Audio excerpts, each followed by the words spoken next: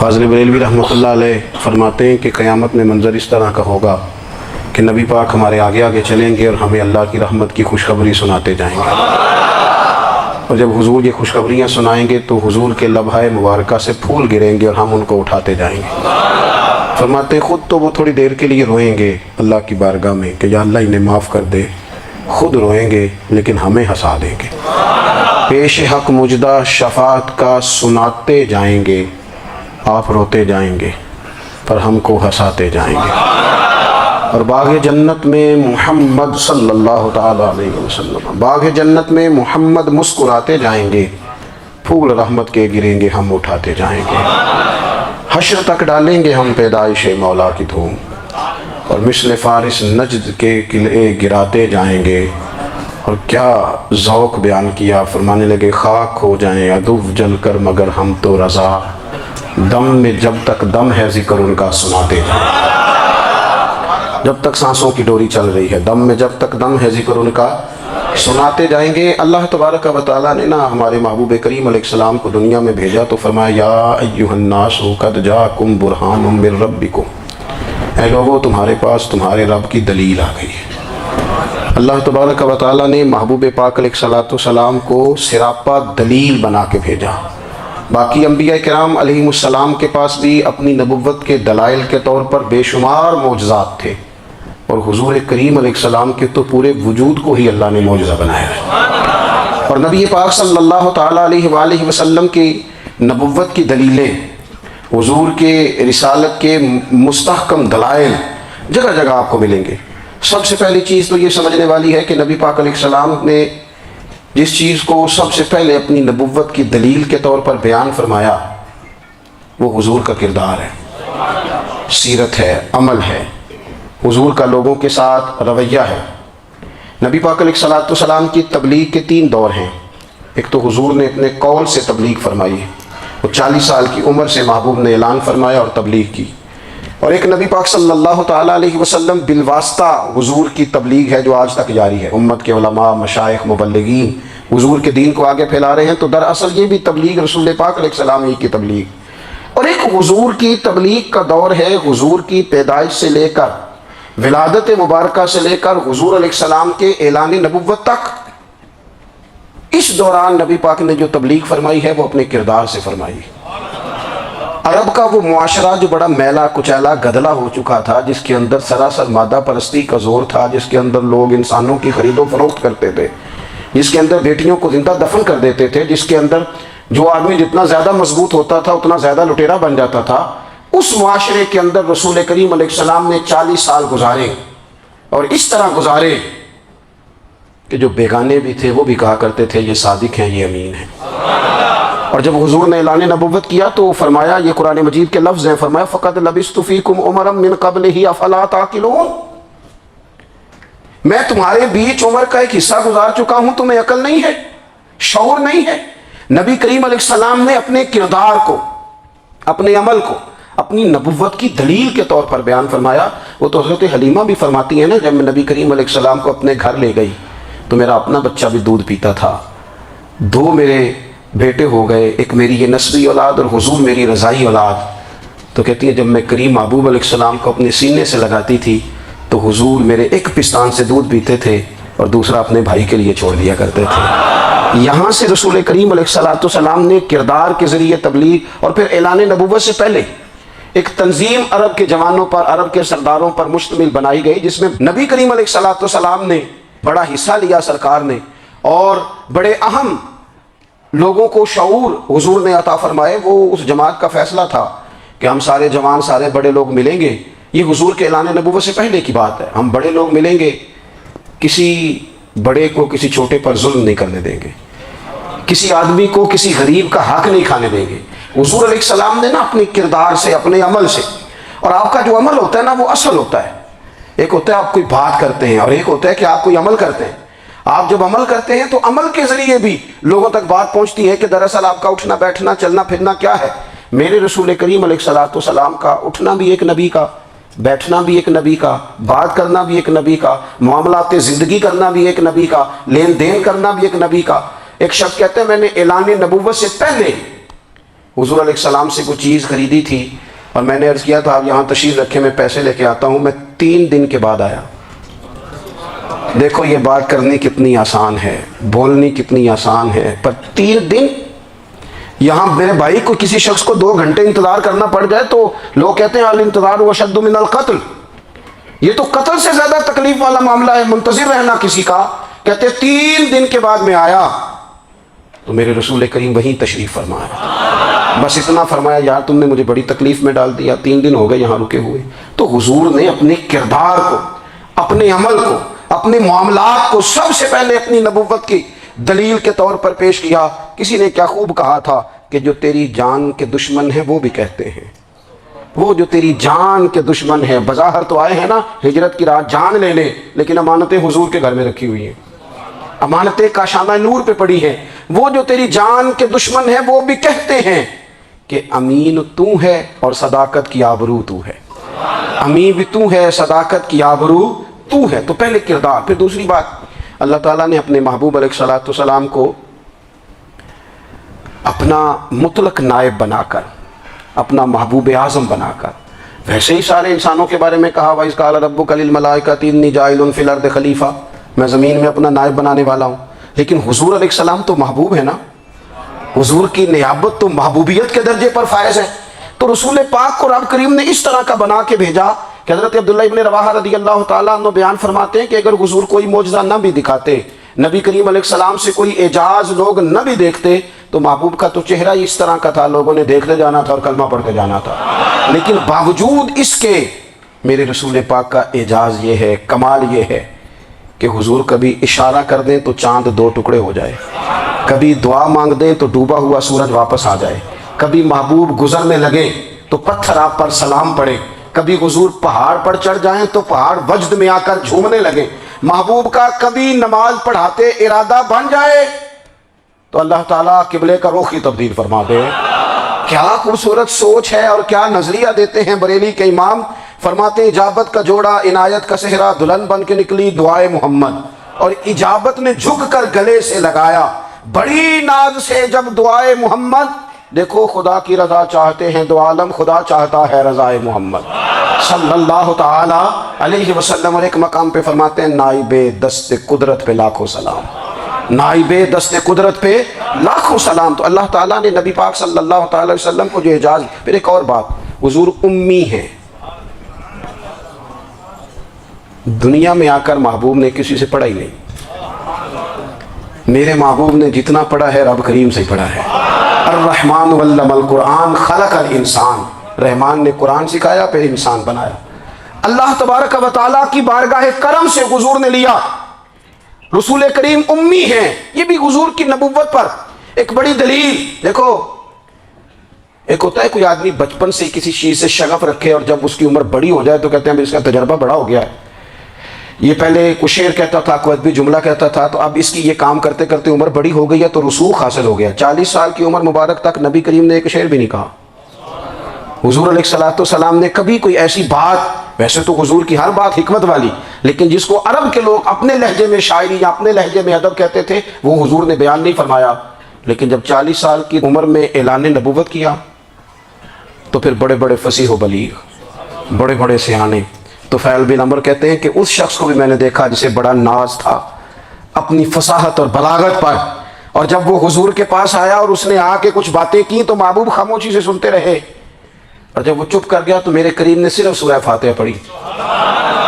कभी उठता था, कभी बैठता था, कभी गौर करता था, कभी दाएं जाता था, कभी बाएं जाता था, फिर कहने लगा बताओ ना कलाम किसका है। फरमाया उस रब का, उस रब का, उस रब का जिसका मैं रसूल बन के आया हूँ।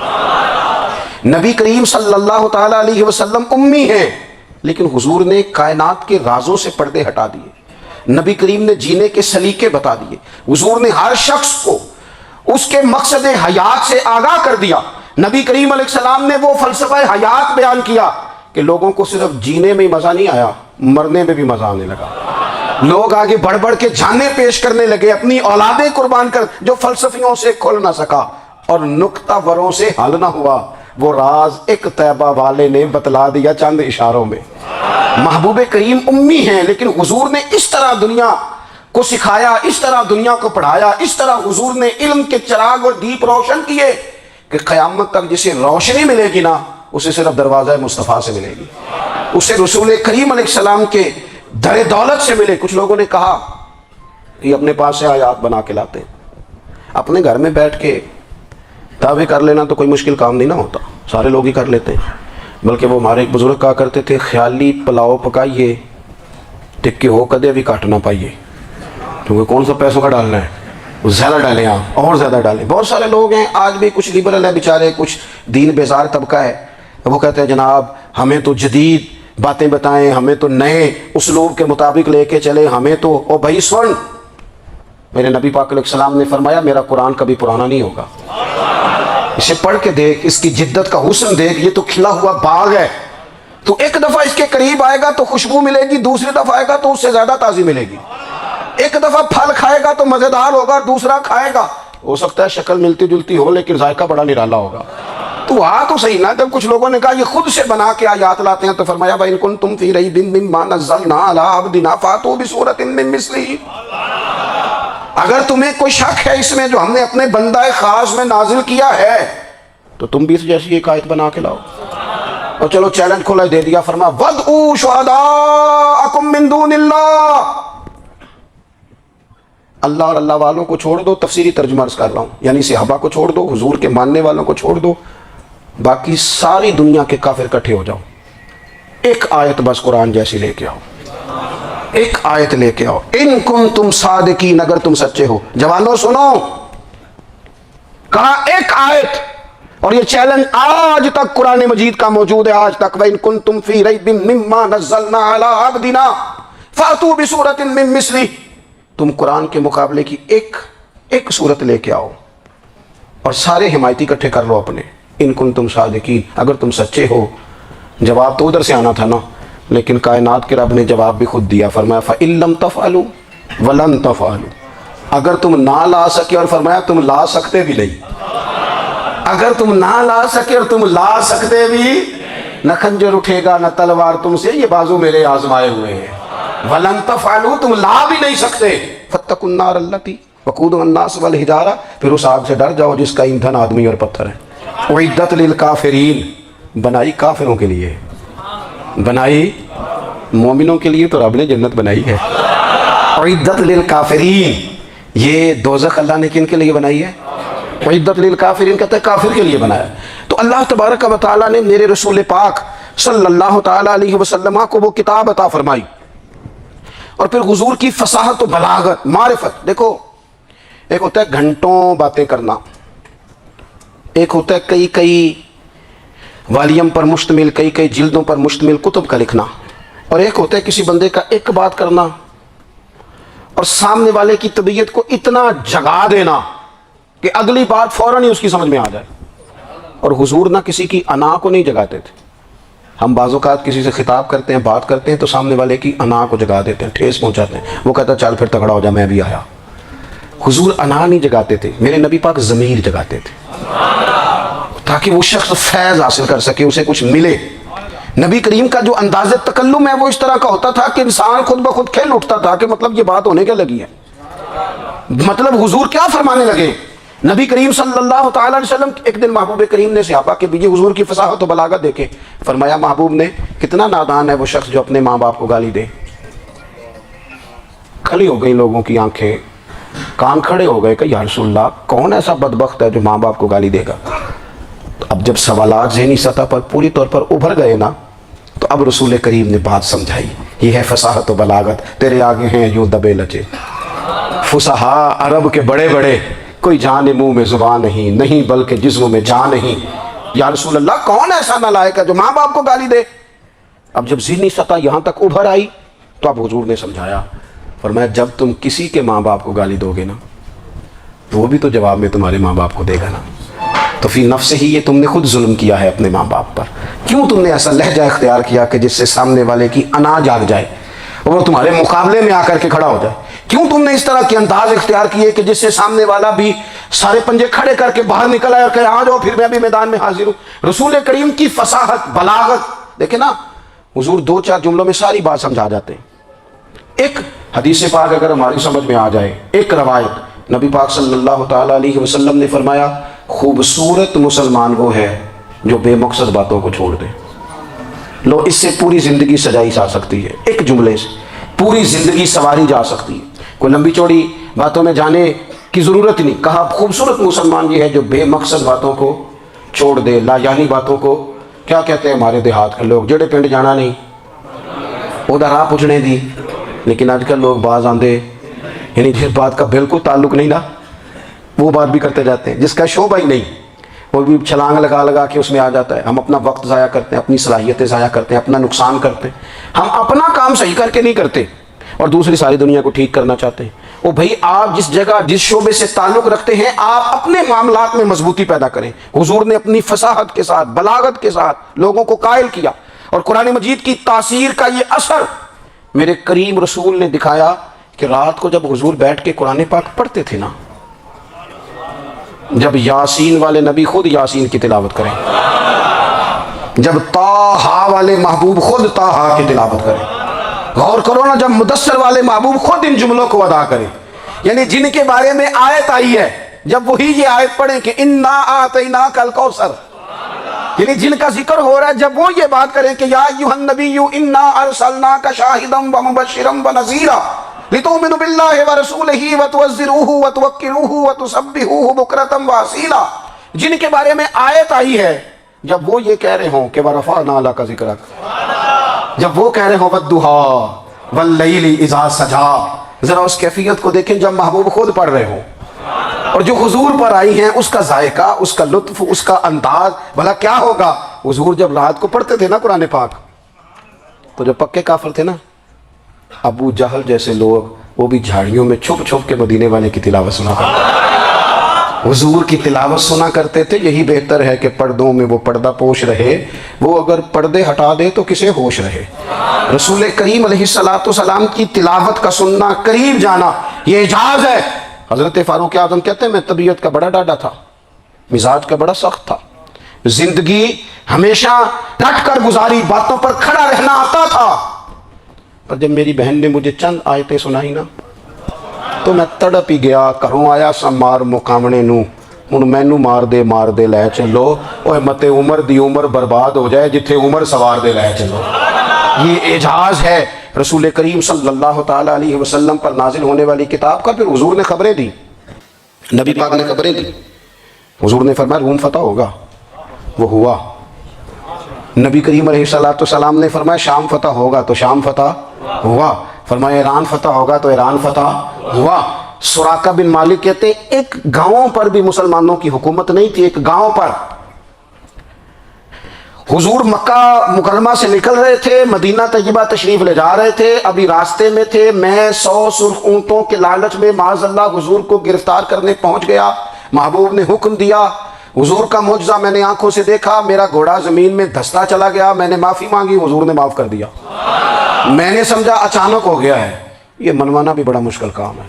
شجر و حجر پہچان گئے، انسان کی نظروں میں شاکی رہا۔ یہ کچھ ایسے لوگ ہیں جن کو منوانا توبہ توبہ، ماننے کو تیار نہیں، دیکھ دیکھ کے بھی ماننے کو تیار ہے نہیں، ماننے کو تیار ہی نہیں۔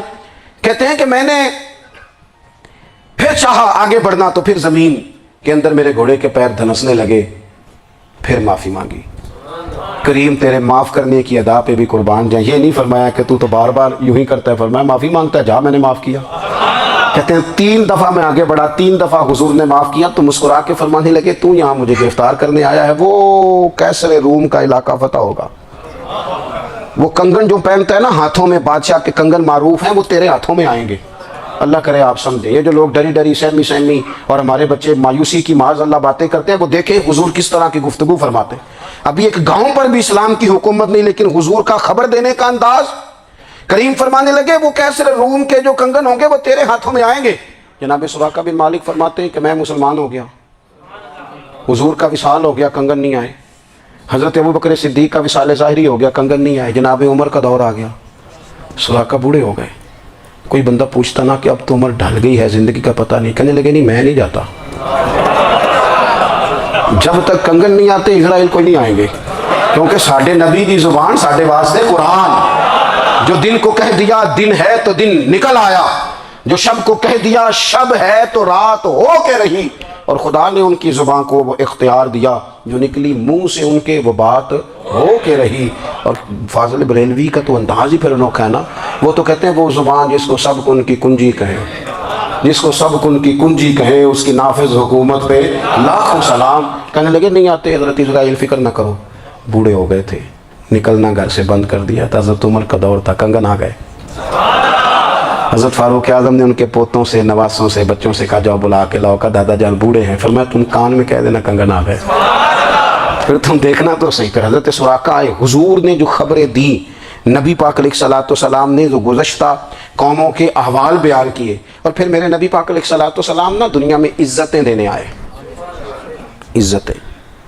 یہ مزاج ہمیں کم کرنا چاہیے، یہ جو ہم ساری زندگی اس کام میں لگا دیتے نا کسی کو نیچا کیسے دکھانا ہے، یہ انداز حضور نے نہیں ہمیں دیا۔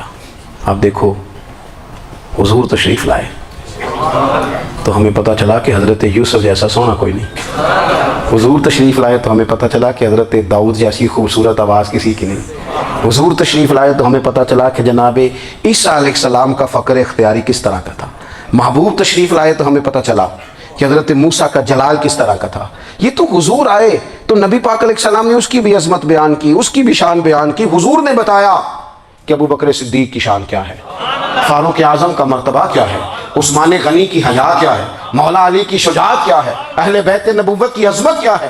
حضور آئے عزتیں دینے، ماں کو عزت دی مدینے والے رسول نے، کہا جس کا باپ راضی ہو گیا اس کا رب راضی ہو گیا۔ فرمایا جو 2 بیٹیاں 3 بیٹیاں 4 بیٹی بہنیں یا ایک بیٹی یا بہن بیاہ کے آ گیا نا، جس طرح میری 2 انگلیاں جڑی ہوئی ہیں میرے ساتھ جڑ کے جنت میں جائے گا۔ رسول کریم صلی اللہ تعالی وسلم نے عزت دی، عزت دی۔ حضور عزتیں دینے، کوئی اعزاز نہیں، ان پڑھ بندہ ہے، سادہ ہے، غریب ہے، مزدوری کرتا ہے، ہاتھوں پہ چھالے، یا رسول اللہ اس کا بھی کوئی اعزاز ہے؟ قربان جائیں، میرے کریم نے عزت دی، فرمایا محنت کر کے روزی کمانے والا تو اللہ کا دوست ہے، یہ اینٹیں اٹھانے والا، یہ مشقتیں کرنے والا، یہ صبح دیہڑی پہ جانے والا، یہ بیچارہ جو اچار سے روٹی کھاتا ہے، تو نے ہر شخص کی قسمت میں یہ عزت لکھی اور آخری خطبے کی صورت میں وصیت لکھی۔ رسول کریم نے ہر بندے کو اعزاز دیا، عظمتیں دی، حضور عزتیں دینے آئے، نبی پاک علیہ السلام نے اعزازات دیے، حضور نے نوازا، یہ ساری چیزیں میرے رسول پاک کی تشریف۔ اور پھر یہ جو حضور کے صحابہ اور اہل بیت ہیں نا، یہ بھی میرے نبی پاک کی نبوت کی دلیل ہے۔